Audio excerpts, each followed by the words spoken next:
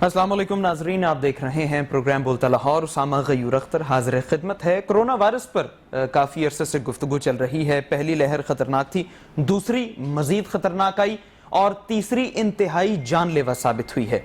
और अब इस तीसरी लहर के हवाले से बहुत सारी बातें हो रही हैं, बहुत सारे निकात सामने आ रहे हैं कि ये लहर ज़्यादा ख़तरनाक है, फेफड़ों पर इसका डायरेक्ट इफेक्ट है और चंद ही दिनों में, चंद ही घंटों में, या चंद ही मिनटों में इंसान की मौत हो सकती है।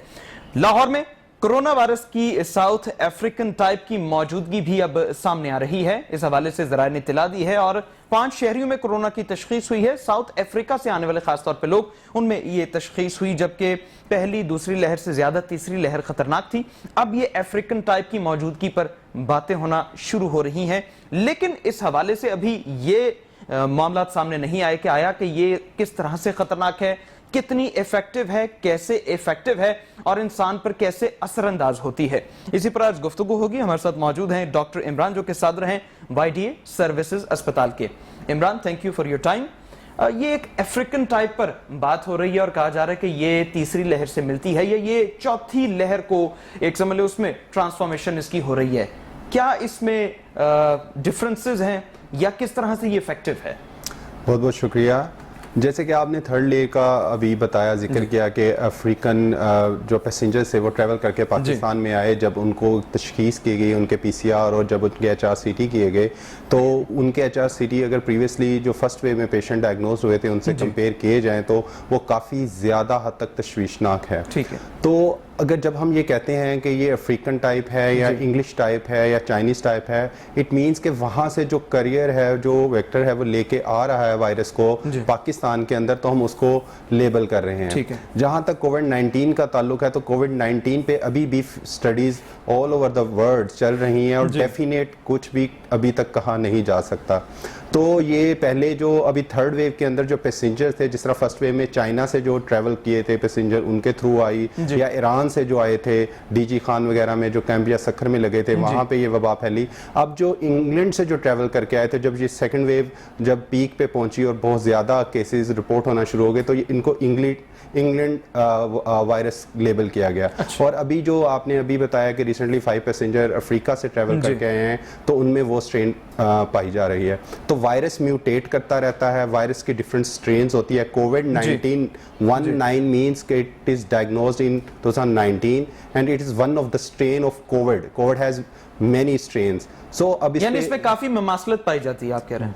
जी ममासलत पाई जाती है। जहाँ तक आपने उनसे साइन और सिम्टम्स का पूछा, जो पेशेंट्स अफ्रीका या इंग्लैंड से ट्रैवल करके आ रहे हैं थर्ड वेव में, वो इतनी ज़्यादा फेटल और इतनी ज़्यादा तशवीशनाक क्यों है? तो उसका जवाब ये है कि वहाँ अब पहले पे जो हमें जो फर्स्ट वेव में पेशेंट्स रिपोर्ट हो रहे थे, उनके जो अलामात थी वो फ्लू लाइक थे, नज़ला, जुकाम, खांसी, बुखार। उसको जब देखा जाता था, उसको आइसोलेट किया जाता था, आम मरीज से उसको आइसोलेशन रूम्स में रखा जाता था। पहली लहर तो ज्यादा खतरनाक समझी जा रही थी और लोग इजाफी एहतियात कर रहे थे। बिल्कुल जी, तो उनको रखा जा रहा है। लेकिन अब जो देखने में आया, जो पेशेंट्स आ रहे हैं उनमें डायरिया भी शामिल है, उनमें जिस्म में कपकपी, तो जिस तरह शिवरिंग है वो भी शामिल है, और कुछ पेशेंट्स के अंदर नाक और मुंह से खून आना भी शामिल है, तो उनको भी ये डायग्नोज हो रहा है। ये अब स्टडीज़ वायरोलॉजिस्ट इस पे रिसर्च कर रहे हैं और जब भी ये कोई डेफिनेट पॉइंट तक पहुंचेगी तो स्टडीज। अच्छा इमरान, जिस तरह आपने कहा कि नाक और मुंह से खून आना, कुछ अर्सा कबल फेसबुक पर और दीगर सोशल मीडिया साइट्स पर एक पोस्ट वायरल हो चुकी थी कि ये खुश्क हवा है जिसकी वजह से नाक और मुंह से, खासतौर पर नाक से खून आ सकता है, तो पानी का ज्यादा इस्तेमाल करें। क्या ये किसी और तरह की वेव थी या ये कोविड से ही रिलेट कर सकते हैं इसको? देखिए, हम जब एक पैंडेमिक में रह रहे होते हैं, जब ग्लोबली एक कम्युनिटी एक इन्फेक्शन से अफेक्ट हो रही होती है, तो आप ऑल जो आपकी रोड्स हैं वो आपकी एक ही डेफिनेट पॉइंट पे सोचना आप शुरू हो जाते हो, और फिर उसके आप डिफरेंट डायग्नोस्टिक टेस्ट कराते हैं। जब वो सारे टेस्ट मल्टीपल, अगर नाक और मुंह से खून आने पे जो आप कह रहे हैं खुश्क हवा से है, अगर उस तरह के पेशेंट्स में कोरोना डायग्नोज हो रहा है, उसके PCR पॉजिटिव आ रहे हैं, HRCT पे उनकी लंग्स में, फेफड़ों में इन्फिल्ट्रेशंस हैं इन्फेक्शन की, इट मींस कि it is carrying covid virus. ठीक है। और ये तीसरी लहर और खास तौर पर जिस तरह अफ्रीकन टाइप है, इनमें से ज्यादा जानलेवा तो हमें अंदाजा हो रहा है थर्ड वेव है ही, लेकिन किस तरह से इफेक्टिव है अफ्रीकन टाइप खास तौर पर? जो भी इन्फेक्शन होता है उसका रिस्पॉन्स होता है, जो उसके जो सिटीजन्स होते हैं एक जगह पे रहने वाले, उसकी लाइफस्टाइल बहुत मैटर करती है, उनकी इम्यूनिटी बहुत मैटर करती है। जैसा कि हमने देखा पाकिस्तान में जब फर्स्ट वेव आई और हमने ये जंग जीती, तो उसमें ये भी कहा गया कि पाकिस्तानी जो साउथ एशियन लाइफस्टाइल था वो बहुत उस वायरस के अगेंस्ट रेजिस्ट कर रहा था। तो इस वजह से हमारी इम्यूनिटी बहुत स्ट्रॉन्ग थी कि कोरोना वायरस इस तरह डैमेज नहीं कर सका जिस तरह के वेस्टर्न कंट्रीज में, जिस तरह जर्मनी, इटली, अमेरिका, इंग्लैंड में जिस तरह अफेक्ट किया वो पाकिस्तान में ऐसे इनफेक्ट उसको अफेक्ट नहीं कर सका। तो जिस तरह अफ्रीका के जो वहाँ के सिटीजन्स हैं उनकी लाइफस्टाइल के साथ जब म्यूटेट होता है वायरस, तो वो अपनी अलग से एक स्ट्रेन बनाता है और उसकी अलग से एक टाइप बनती है। ठीक है, अलग से यानी टाइप बनती है जिसे हम अफ्रीकन टाइप कह रहे हैं। हमारे साथ मौजूद है मुशीर सेहत वजीर आला पंजाब हनीफ पेताफी। हनीफ साहब शुक्रिया वक्त का। अब तीसरी लहर तो खतरनाक थी ही, ये अफ्रीकन टाइप भी अब सामने आ रही है। हुकूमत इस ज़िम्न में क्या इक़दाम कर रही है? जी बिस्मिल्लाहिर्रहमानिर्रहीम। जिस तरह पहली 2 वेव्स के पंजाब गवर्नमेंट ने, पाकिस्तान गवर्नमेंट ने निपटा है, मैं समझता हूँ दुनिया में इसकी मिसाल है। तो लोगों ने भी इसमें, लोगों की सपोर्ट भी हमारे साथ थी। अब जब ये तीसरी वेव आई है खास तौर पर 8 शहरों में, तो केसेस बहुत ज्यादा हैं, तो वहाँ पे गवर्नमेंट अपने तमाम वसाइल बरूकार ला रही है कोरोना SOP पर अमल दरामद कराने के लिए। अब रमजान शुरू होगी, रमजान में मसाजिद में भी SOP के साथ आवाम से भी मेरी रिक्वेस्ट है कि समाजी फासले को बरकरार रखते हुए मास्क का भी इस्तेमाल करें। और इसी तरह जब रमजान बाजार लगाए गए वहाँ पे भी कोरोना SOP के ऊपर सख्ती से अमल दरामद कराया जा रहा है। गवर्नमेंट अपनी तरफ से तमाम वसाइल बरूकार ला रही है, लेकिन जिन 8 शहरों की मैं आपको जिक्र कर रहा हूँ इनमें हमारे हॉस्पिटल पे प्रेशर ज्यादा है, केसेस काफी बढ़ रहे हैं, वेंटिलेटर भी 50% से ज्यादा जो वेंटिलेटर हैं वो इस्तेमाल में है। तो गवर्नमेंट अपनी तरफ से SOP पर अमल दरामद कराने के लिए तमाम बरूकार ला रही है। इसमें जिस तरह आवाम की सपोर्ट पहली दोनों लहरों में हमारे साथ रही है, अगर आवाम की हमारे साथ सपोर्ट रहेगी तो ये 2 हफ्ते बड़े क्रूशल है। तो इंशाल्लाह मैं इस बाबरकत महीने से अल्लाह ताला से दुआ भी है कि इंशाल्लाह इस वबा से जल्द खात्मा हो जाए और हम बेहतर तरीके से जिंदगी गुजार सकें। हनीफ साहब, जिस तरह वेंटिलेटर्स का आपने जिक्र किया है, प्रोवाइड तो किए जा रहे हैं लेकिन खासी कमी देखी जा रही है। कोविड ICUs तो पहले ही भरे हुए हैं और अब अगर कोई नया पेशेंट आता है तो उसे बर वक्त वेंटिलेटर मैसर नहीं होता। इस ज़िम्न में हुकूमत क्या कर रही है?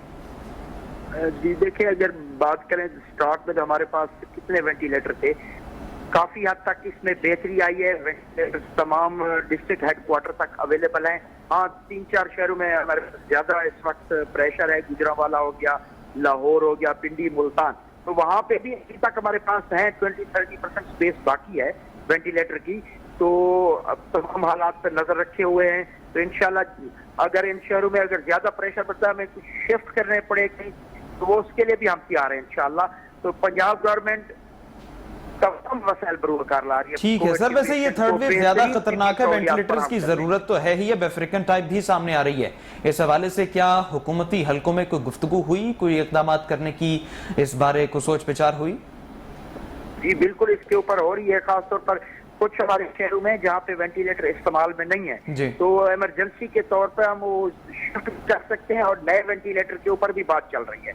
तो जो 3-4 शहरों में इस वक्त ज्यादा प्रेशर है, तो इंशाल्लाह आवाम से सपोर्ट की रिक्वेस्ट है कि इस मुकद्दस महीने में कोरोना SOP पर अमल करें और बिला जरूरत घरों से बाहर ना निकले, खासतौर पर ये 3-4 शहरों में जहाँ पे कोविड के पेशेंट ज्यादा हैं। जी ठीक है। अब इमरान, जिस तरह हनीफ साहब तो बहुत सेटिस्फाइड है, यानी गवर्नमेंट सेटिस्फाइड अपने इक़दाम पर, आप चूंकि हॉस्पिटल में ऑन ड्यूटी होते हैं, क्या मंजर देख रहे होते हैं, क्या कमी बेशी आपको नजर आती है? मैं एक अपने प्रोफेशन के लिहाज से एनेस्थेटिस्ट हूँ, एनेस्थेटिस्ट और पल्मोनोलॉजिस्ट जिन्होंने फ्रंट लाइन वॉरियर रहे हैं, क्रिटिकल केयर डॉक्टर्स से रिलेटेड मेरा ताल्लुक है। तो मैं जहाँ तक अगर सर्विसेज की बात करता हूँ तो फर्स्ट वे में हमारा वहाँ पे एक ICU बना था 16 बेड्स का, ठीक है, जिसको अभी वीक बिफोर इसको अपग्रेड करके 32 बेड्स का ICU बनाया गया और 32 बेड्स का वेंटिलेटर ICU बिल्डिंग भी तब्दील की गई गालिबन? नहीं, वो उसी बिल्डिंग में डिफरेंट फ्लोर पे उसको बनाया गया। लेकिन अब सूरत हाल ये है कि अभी मैं ICU से ड्यूटी करके आ रहा हूँ, 32 के 32 वेंटिलेटर ऑक्यूपाई हैं। हमारे पास पेशेंट्स आ रहे हैं जो सिक हैं जी, उनकी तादाद बहुत ज़्यादा है, लेकिन हमारे पास वेंटिलेटर नहीं है। ठीक है। उसकी वजह एक ये भी है कि वेंटिलेटर तो चलो गवर्नमेंट ने दिए हैं या गवर्नमेंट देगी, सबसे ज़्यादा तशवीशनाक बात यह है कि बहुत सारे डॉक्टर्स जो हैं, नर्सिस हैं, पैरामेडिक्स हैं, जो आईसीयू में काम करने वाला अमला है, वो खुद इन्फेक्ट होकर क्वारंटीन हो चुका है। ओके, तो उसकी बिना पर मैं गवर्नमेंट से, यहाँ गवर्नमेंट के हनीफ अताफी साहब मशीर हैं सेहत के लिए, तो उनसे ये रिक्वेस्ट करूँगा कि आप जिस तरह वेंटिलेटर की तादाद तो बढ़ा रहे हैं, आप कोरोना SOPs का भी कह रहे हैं, हम भी कह रहे हैं, आवाम को हम खुद भी फॉलो कर रहे हैं, लेकिन इस सब सूरत हाल में सबसे ज़्यादा जो हेल्थ प्रोफेशनल डैमेज हुए हैं, आप उनके लिए इकदाम उठाएं। सेकेंडली, आप न्यू रिक्रूटमेंट करें, क्रिटिकल केयर के डॉक्टर्स की रिक्रूटमेंट करें, ताकि उन वेंटिलेटर्स को चलाने के लिए एक एक्सपर्ट जो हमारे पास पैक है वो आए और उनको हैंडल करे। ठीक है हनीफ साहब, जिस तरह इमरान साहब कह रहे थे कि अभी हमें और ज़रूरत है बहुत सारे हेल्पिंग हैंड्स की, गवर्नमेंट इस हवाले से क्या कर रही है? क्योंकि फ्रंटलाइन वॉरियर ही अगर क्वारंटीन हो जाएगा तो फिर अवाम का पुरसान हाल तो कोई नहीं होगा। एक तो मेरी आवाम से रिक्वेस्ट होगी, पेशेंट को मूव करते वक्त जब आप 11-5 पे रिंग करें तो एक सबसे पहले आपको पता चलेगा कि आपके नियरेस्ट कौन से हॉस्पिटल में वेंटिलेटर मौजूद है। जिस तरह डॉक्टर साहब बता रहे हैं, इंशाअल्लाह तमाम हालात पे हमने नजर रखी हुई है। जहाँ पे कोई इमरजेंसी बेस पे, हार्ट बेस पे, हम इंशाल्लाह डॉक्टर भी इनको प्रोवाइड करेंगे, मेडिसिन भी प्रोवाइड की जा रही हैं, और तमाम हालात पे डेली बेसिस पे हमारी जो कोरोना कमेटी की मीटिंग है वो भी होती है।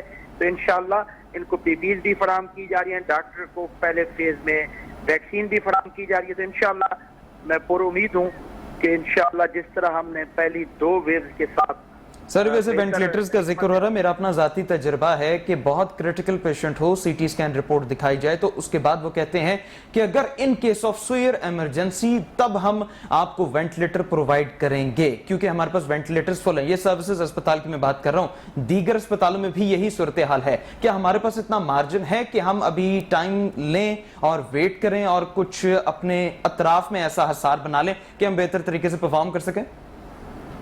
वेंटिलेटर पे तो मेरे ख्याल पोजीशन उस वक्त होती है जब पेशेंट बिल्कुल क्रिटिकल सूरत में होता है। उससे पहले हमारे HDU भी हैं, और इंशाल्लाह जिन हॉस्पिटल का आप जिक्र करें तो दोबारा भी कल हम रीचेक करते हैं, तो इंशाल्लाह इनकी वेंटिलेटर की तादाद भी मैं आपको यकीन जानी कराता हूँ कि इंशाल्लाह बढ़ाई जाएगी। सर, क्योंकि आज के ही आदादो शुमार गालिबन जो कि टीवी चैनल्स पर नशर हो रहे थे, 85% मरीज वेंटिलेटर पर हैं, और अभी दीगर मरीज ऐसे हैं जो डायरेक्ट ही सीवियर कंडीशन में होते हैं, घरों से आते हैं तो पता चलता है, पल्स से उनकी ऑक्सीमीटर से चेक किया जाता है तो वो सैचुरेशन लेवल इंतहाई नीचे होता है। इतना मार्जिन नहीं होता कि वो वेंटिलेटर अरेंज करने का वेट करें या वो उस तरह से अरेंजमेंट्स को देखें।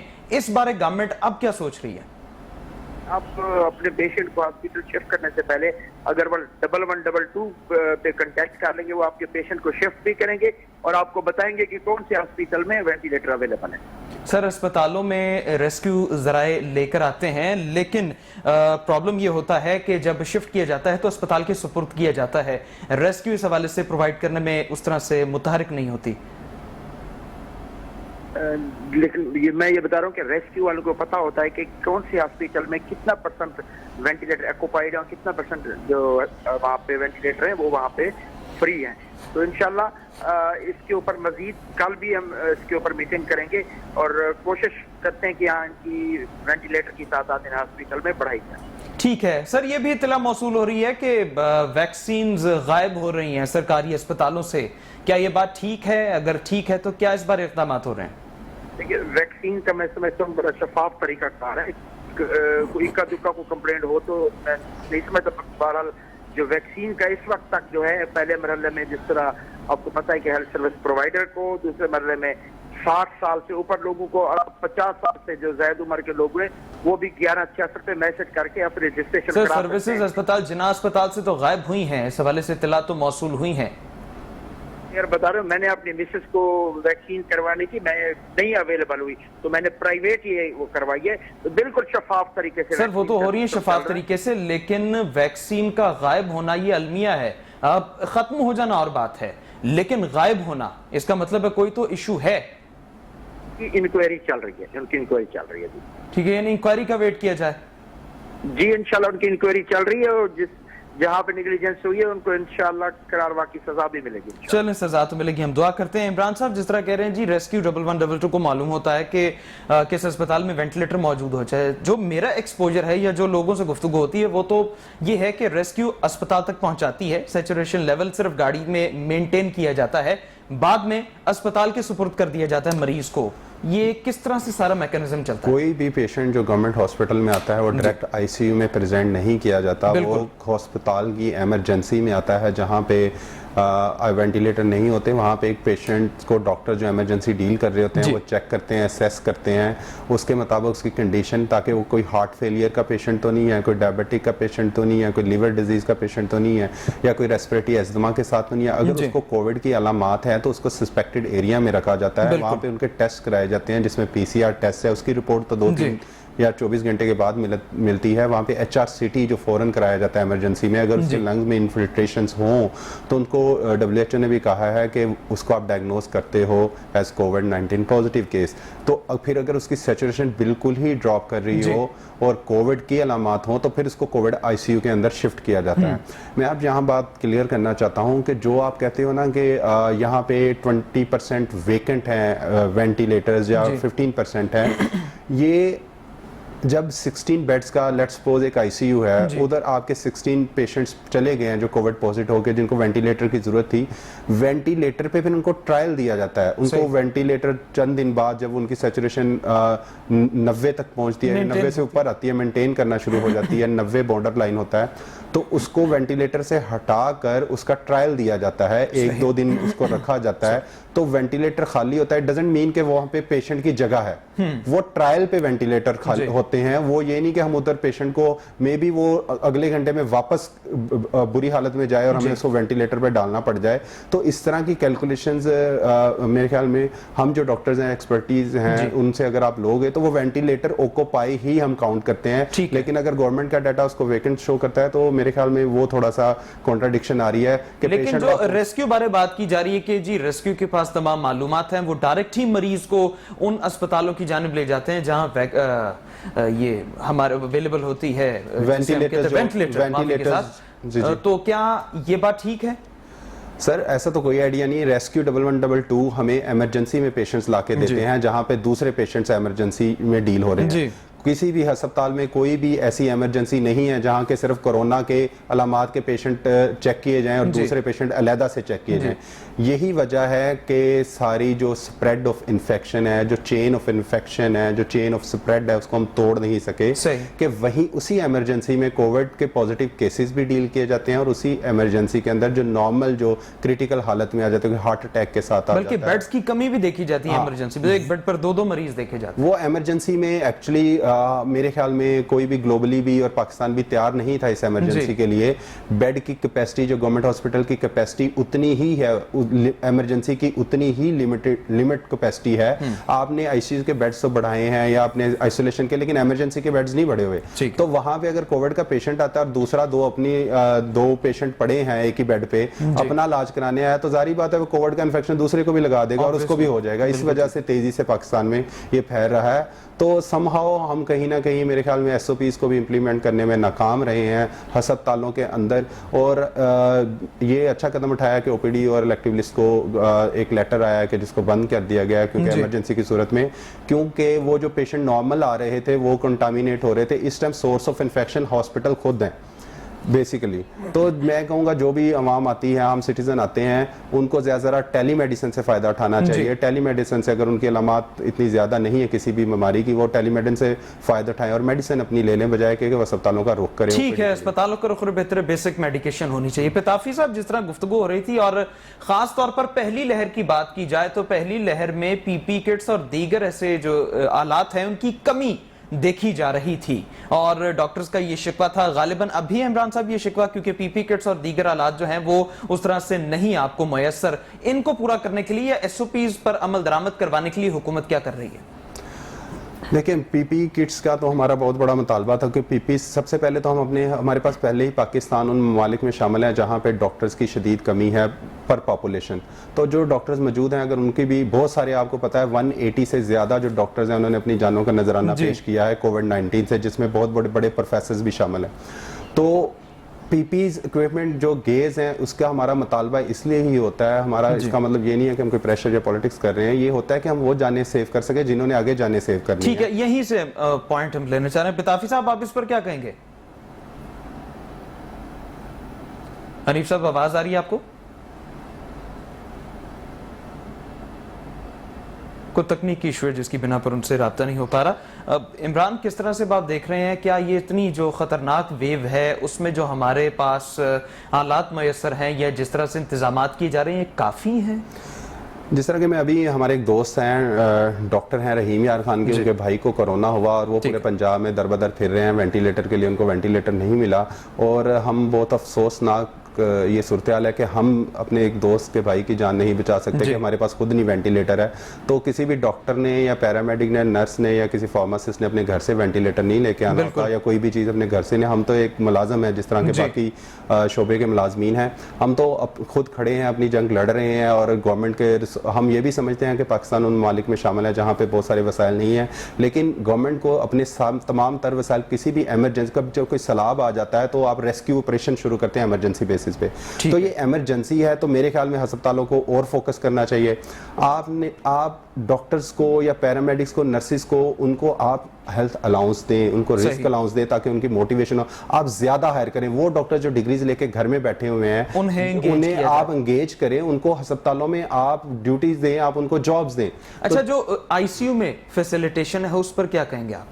आईसीयू में फैसिलिटीज, जैसे में कि मैंने कहा कि हमारा कंट्री में कोविड-19 एक इन्फेक्शियस डिजीज है जो फैलती है, वायरोलॉजिस्ट हमारे इंतहाई किल्लत है। पहले तो डॉक्टर कम है, डॉक्टर्स के अंदर जो वायरोलॉजिस्ट होते हैं, इन्फेक्शियस डिजीज के जो डॉक्टर होते हैं वो हमारे शदीद किल्लत है। तो ठीक है, बिल्कुल यहीं से पॉइंट पर ताफी साहब हमारे साथ लाइन पर मौजूद है। हनीफ साहब, अब चूंकि कुछ मसाइल भी हैं, फैसिलिटेशन पूरी नहीं है, लेकिन आपके बखौफ तो गवर्नमेंट की जानिब से बहुत से इकदाम किए जा रहे हैं। अब इस पे क्या कहेंगे, क्योंकि पीपी किट्स की भी कमी का सामना था, पहली लहर में ये मसला था, बाद इसको पूरा करने की कोशिश की गई है, तीसरी लहर इंतहाई खतरनाक है, अफ्रीकन टाइप भी सामने आ चुकी है, इस पर अब गवर्नमेंट क्या कर रही है?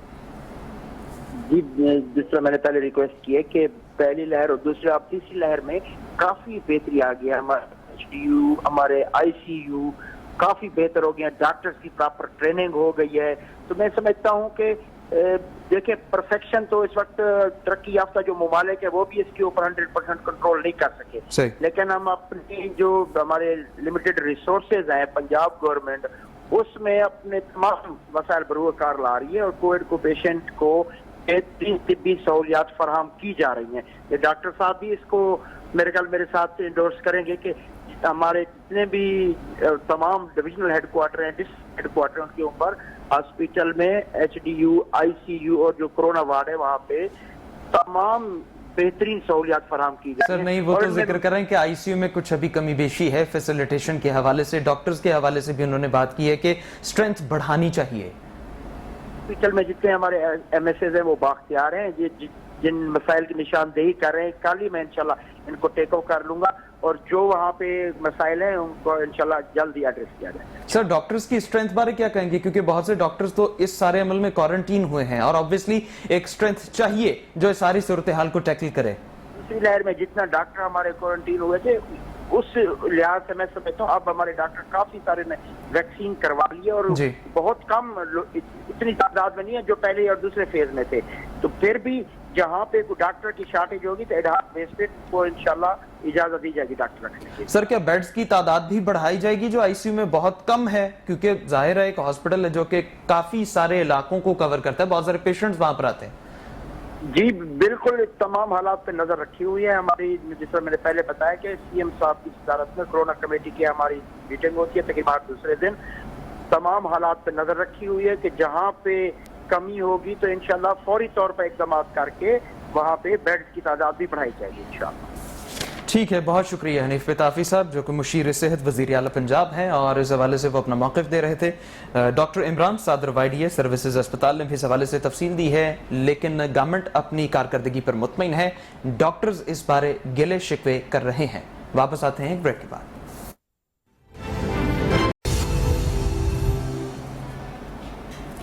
Welcome back. ब्रेक से पहले तो कोविड-19 की बात हो रही थी और उसमें जो पैदा होने वाली पेशरफ्त थी, तीसरी लहर की बात हो रही थी, लेकिन अब बात करेंगे कुछ महंगाई की और रमजान में होने वाली बिस्यार खोरी की। हमेशा हम देखते हैं खास तौर पर इफ्तार पार्टीज में लोग खानों पर टूट पड़ते हैं और इतना खा लेते हैं कि तबीयत खराब हो जाती है। खास तौर पर चिकनाई वाले पकवान खाए जाते हैं और उसकी वजह से तबीयत नासाज होती है, दिल के अमराज और दीगर अमराज में इजाफा होता है और इंसान अपनी सेहत बेहतर करने के बजाय खराब करता जाता है। अब महंगाई की जिस तरह हम बात कर रहे थे तो चिकन की कीमत में कल 9 रुपए इजाफा हुआ, आज 6 रुपए हुआ है और अब 351 रुपए का रेट मुकर्रर हो चुका है। मटन पहले गरीब के लिए ख्वाब था, अब चिकन भी ख्वाब की सूरत इख्तियार करते जा रहा है। अब रेट तो पहले ज्यादा है, महंगाई है, अशिया हमारी पहुंच से दूर हैं, लेकिन जब हमारी अशिया दस्तरस में होती हैं तो हम इस तरह से खाते हैं जैसे पहली और आखिरी मर्तबा खाने पर हाथ साफ कर रहे हैं। इस पर ही हमारे साथ डॉक्टर इमरान, जिससे हम ब्रेक से पहले गुफ्तगू कर रहे थे। इमरान, बिस्यारखोरी की बहुत सारी बातें होती हैं और हम खानों की सिलेक्शन में बहुत नामुनासिब अंदाज अपनाते हैं, खासतौर पर इफ्तार के दौरान, क्योंकि पूरा दिन हम खाली पेट होते हैं और इफ्तार के बाद ही हम खाना पीना शुरू करते हैं। क्या एहतियाती तदाबीर हमें इस दौरान अपनाना चाहिए? जी, जिस तरह के रमज़ान का एक मुबारक महीना चल रहा है, इसमें जो एहतियाती और हम एक कोरोना की वबा में भी ज़िंदा हैं, तो एहतियात तो हम पहले से ही ले रहे हैं, हमें एहतियात करनी भी चाहिए। जिस तरह हमें जिस्म की एहतियात है, सैनिटाइज़र वगैरह यूज़ कर रहे हैं, तो इस तरह हमें अपनी खुराक के में भी एहतियात बरतना लाजमी है, स्पेशली रमज़ान में। जैसे कि आपने कहा कि हम अगर सहरी के बाद जब अफ्तारी तक पहुँचते हैं तो हम इतनी ज़्यादा भूख लग जाती है कि हम एक यकदम खाने पर टूट पड़ते हैं। तो ये रवैये को हमें चेंज करना पड़ेगा। अगर हमने जिस तरह के हदीस में भी है और जिस तरह की सुन्नत भी है कि आप खजूर के साथ रोज़ा अफ्तार करें और साथ कोई भी आप पानी पिएं और उसके बाद एक पॉजेज के साथ खाना खाएं, ना कि आप उस यकदम ओवर ईट कर लें और उसकी वजह से आप एमरजेंसीज में हमारे पास अस्पतालों में आए जहाँ पे ऑलरेडी हम कोरोना से एक जंग में मुब्तला हैं। तो इसको एहतियात से खाना चाहिए और स्पेशली वो हजरात जो कि पहले से ही किसी शुगर में के मर्ज़ में मुब्तला है, जिगर के मर्ज़ में मुब्तला है और या फिर स्पेसिफिकली हार्ट के पेशेंट्स हैं, उनको खाने में बहुत ज़्यादा एहतियात बरतनी चाहिए।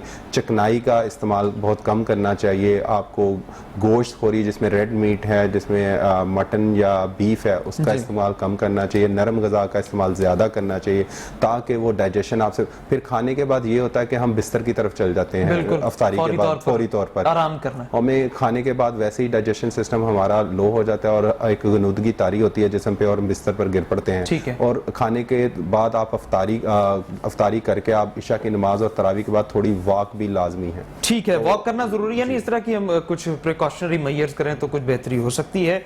अब जिस तरह से हम मुर्गी के गोश्त की कीमतों की बात करें तो जरा उस तरफ ले चलते हैं। हमारे साथ मौजूद हैं चौधरी फरगान, जो कि रीजनल चेयरमैन है पोल्ट्री एसोसिएशन के। फरगान साहब, शुक्रिया वक्त के लिए। अब पहले तो हम मटन ख्वाब में देखा करते थे, अब चिकन की भी वो हालत है कि ख्वाब में ही नजर आता है, क्यों? जी, बहुत बहुत शुक्रिया आपका। इसमें आप जो पोल्ट्री की प्राइसेस के हवाले से बात कर रहे थे, इसमें थोड़ी सी ये जरूर है कि आज इस वक्त आपको प्राइसेस थोड़ी सी ज्यादा नजर आ रही हैं, लेकिन इसमें आपको पिछले साल कुछ 1.5 साल पहले जाना चाहिए जब ओवर प्रोडक्शन थी, उसके बाद कोविड आया। कोविड से लेके अब तक हमारी जो सप्लाई चेन है वो डिस्टर्ब है। क्योंकि पिछले साल कोविड के दिनों में जो इसका ग्रैंड पेरेंट है ब्रॉयलर का, वो पाकिस्तान में नहीं आया 6 माह के लिए, वो फ्लाइट्स बंद थी और उसका सीड नहीं है, जिस वजह से हमारे इस वक्त जो 40% शेड है वो बंद है। उसमें अब सप्लाई चेन पूरी तरह डिस्टर्ब है और जिस वजह से जो है ना वो मुर्गी हम जो है ना वो पूरी जो जितनी डिमांड है वो गाड़ियां अगर बीच जाती है तो 10 या 12 गाड़ियों को मुर्गी मिलती है, बकाया 5-6 गाड़ियां वापस आती है। क्या चिकन प्रोडक्शन गुज़श्ता बरस की तरह ही है या वो भी मुतासर हुई है? जो थी ना वो हम इसकी कैलकुलेशन करते हैं कितना चूजा हमारे पास। पिछले साल मंथली जो था वो 14 करोड़ चूजा था। 14 करोड़ चूजा जो है ना वो एक माह में अगर 2 kg या 2 kg वन पे लगाए तो वो 28 से 30 करोड़ kg जो है ना वो पाकिस्तान में वजन प्रोड्यूस हो रहा था। इस वक्त जो है ना तकरीबन 11 करोड़ चूजा जो है ना वो मंथली आ रहा है और इसको डबल करें तो इसी तरह 20 से 25% सप्लाई चेन डिस्टर्ब है। जो आप हालात बता रहे हैं वो तो लग रहा है कि आगे मजीद रेट्स बढ़ेंगे, क्योंकि अभी कोविड की वजह से लॉकडाउन वाली पॉलिसीज हैं, स्मार्ट लॉकडाउन हो रहा है और आमद रफ्त भी मुतासर हो रही है। मिनिस्ट्री लाइवस्टॉक से भी बड़ी तफसीली मीटिंग हुई। इसमें 3 फैक्टर्स हैं। एक तो इस वक्त सप्लाई चेन डिस्टर्ब है, दूसरा ये है ना कि पाकिस्तान में सप्लाई चेन डिस्टर्ब नहीं है, ये यूएई या इन ममालिक में हमारे हमसाया मुल्क जो है इंडिया और बांग्लादेश, उसमें भी सप्लाई चेन डिस्टर्ब है। इस वक्त वहाँ पे भी अगर डॉलर पे हम कन्वर्ट करें तो हम उससे चीपर है, सस्ते हैं। मुर्गी हमारी पाकिस्तान में सस्ती है, लेकिन हमारे लिए तो बहुत है ये रेट, सऊदीया में उनके लिए सस्ती होगी, महंगी है, सप्लाई चेन डिस्टर्ब होने की वजह से। दूसरा ये है कि हमारी जो कॉस्ट है वो पिछले 1.5 साल पहले जो फीड थी वो 40 रुपए केजी थी, अब वो फीड है 70 से ऊपर है पर केजी फीड है। बिजली के बिल है वो 18 से 70 रुपए पर यूनिट था, 32-30 रुपए यूनिट है। उसको कैलकुलेट करें तो फार्मर को इस रेट्स पे भी ना बहुत नॉमिनल सा प्रॉफिट या ब्रेक इवन पे बहुत ज्यादा प्रॉफिट्स नहीं है।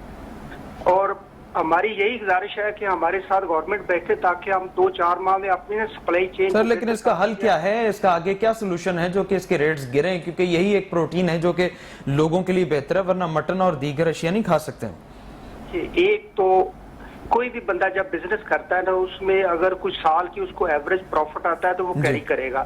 इसमें जिस तरह हमारी वो 40 से 45% कॉस्ट बढ़ी है, 45 से 50% इसकी प्राइसेस तो इंक्रीज करनी है। अच्छा। या तो हुकूमत जो 20 से 25% ड्यूटी है उसको ऑफ करे, हमें एग्रीकल्चर टैरिफ दे इसमें जो बिजली में है, तो हमारी कॉस्ट कम होगी, तो फिर तो इसकी प्राइसेस नॉर्मल या नीचे आ सकती है। अच्छा, कुछ आप स्टैटिस्टिक्स बता रहे हैं जिस तरह बिजली के रेट्स बढ़े हैं और दीगर फीड्स के प्राइसेस में इजाफा हुआ है, दूसरी तरफ आप ये भी कह रहे हैं कि चूंकि माल है तैयार होता है तो पहुंचाने में बहुत सी मुश्किलात हो रही हैं, प्रोडक्शन ठीक है, असल मसला क्या नजर आ रहा है?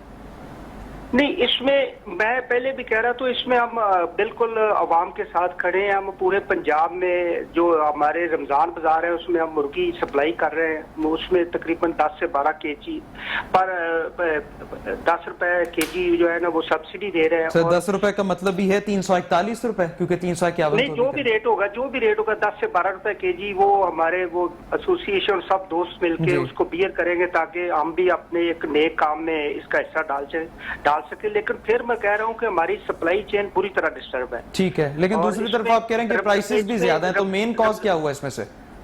इसमें काज ये हुई है कि मैं पहले भी बता रहा था कि पिछले साल जब फ्लाइट्स बंद थी, क्योंकि इसका जो ग्रैंड पेरेंट है ब्रॉयलर का वो बाहर से आता है, अमेरिका से और इंग्लैंड से आता है, वहां से वो फ्लाइट 6 माह के लिए फ्लाइट्स बंद थी, वो सीड ही नहीं आया, वो छोटा चूजा नहीं आया, वो चूजा आना था, उसने ग्रो करना था, उसका आगे पेरेंट्स था और उसके बाद ये ब्रॉयलर आना था। सर वो चूजे को कैसे लाया जाए, हमें ये जो पेरेंट्स वो ग्रैंड पेरेंट जो है ना वो पाकिस्तान में आया ही नहीं इसका। अब उसका तसलसल शुरू हुआ है, वो नवंबर-दिसंबर में ये सप्लाई बेहतर हो जाएगी। ठीक है, यानी आगे को रेट्स कम हो सकते हैं, लेकिन रमजान तो गुजर जाएगा। हम एफर्ट कर रहे हैं, हम हुकूमत के साथ हैं, हम उनके साथ अलाइजन है हमारा, हम मुसलसल डिस्कस कर रहे हैं कि इसमें बुरी तरह सप्लाई चेन डिस्टर्ब है। इसमें गाड़ियों को तो मुर्गी नहीं मिल रही, रात वो 10 गाड़ियां जाती हैं, 6 गाड़ियां वापस आ जाती हैं। ठीक है, बहुत शुक्रिया चौधरी फरकान साहब, रीजनल चेयरमैन पोल्ट्री एसोसिएशन। उनका कहना है कि हम हुकूमत के साथ हैं, कोशिश की जाएगी रमजान बाजारों में कुछ रेट्स गिराए जाएं ताकि हमारा भी एक नेक काम में हिस्सा पड़ सके। वापस आते हैं एक ब्रेक के बाद।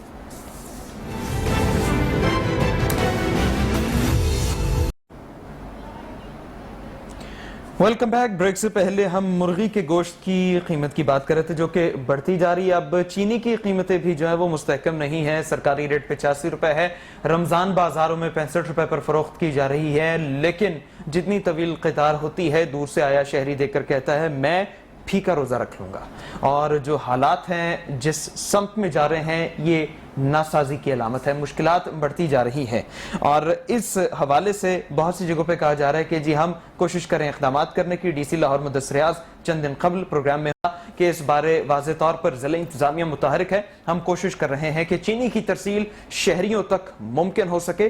तमाम इंतजामात हतमी शक्ल दिए जा रहे हैं और अब कोशिश की जा रही है कि किसी किस्म की कोताही ना हो सके। लेकिन चीनी की कीमत भी जो है वो बढ़ती जा रही है और इस वजह से मसाइल तो जो कि तू हैं और अवाम के लिए इस तरह की अशिया का हुसूल नामुमकिन नजर आ रहा है। और इस बारे बहुत सी जगहों पर आरा दी जा रही है कि अब इस बारे क्या किया जाए, किस तरह से हम चीनी हासिल कर सके। और अब इस बारे हमारे साथ मौजूद हैं नुमाइंदा लाहौर रंग अब्दुल वहाब, उनसे हम कुछ गुफ्तगू करते हैं। वहाब, क्या सूरत हाल है रमजान बाजारों में और अवाम किस तरह से चीनी हासिल कर रहे हैं? क्या ज़िला इंतजामिया वाकई कामयाब हुई है? उसामा, बिल्कुल रमजान बाजार के अंदर चीनी तो आवाम को मिल रही है, लेकिन आवाम को कई घंटे लाइनों में लगने के बाद 2 किलो चीनी हासिल जो है वो कर सकते हैं। और इसमें अगर बात करें तो खवातीन की तादाद जो है वो खासी देखने में आती है कि खवातीन जो है वो, जिसमें बुजुर्ग खवातीन भी देखने में आती है कि वो लाइनों में लग के जो है वो चीनी खरीदने के लिए जो है वहाँ पर रमजान इंतजार करते हैं, लेकिन उन्हें कई घंटे वहाँ पर गर्मी में इंतजार करना पड़ता है रोजे की हालत में। जबकि जिला इंतजामिया के जो स्टॉल्स लगाए गए हैं चीनी के, वहाँ पर 3 से 4 उनके मुलाजमीन जो वहाँ पर चीनी जो है वो लोगों को तकसीत देते हैं, उनको जो कि इंतहाई सुस्त रवि का शिकार है, जिसकी वजह से लोगों को लंबी कतारों में इंतजार भी करना पड़ता है। जिला इंतजामिया के सस्ते रमजान बाजार तो लगा दी गए हैं, लेकिन अगर इसके बरक्स बात करें तो वहाँ पर आटे का थैला जो है वो भी सिर्फ एक आटे का थैला एक शख्स को दिया जा रहा है। अच्छा वहाब, ये मसाइल तो हैं ही, क्या एसओपीज फॉलो हो रहे हैं कोविड के हवाले से? अगर बात करें तो मास्क का जो है एसओपी जो जारी किए गए हैं, जिसमें समाजी फासले का भी है, मास्क का भी है, मास्क तो इस्तेमाल किया जा रहा है, लेकिन जो तमाम बाकी एसओपीज है, समाजी फासला है, वो उस पर बिल्कुल भी अमल दरामद दिखाई नहीं देता।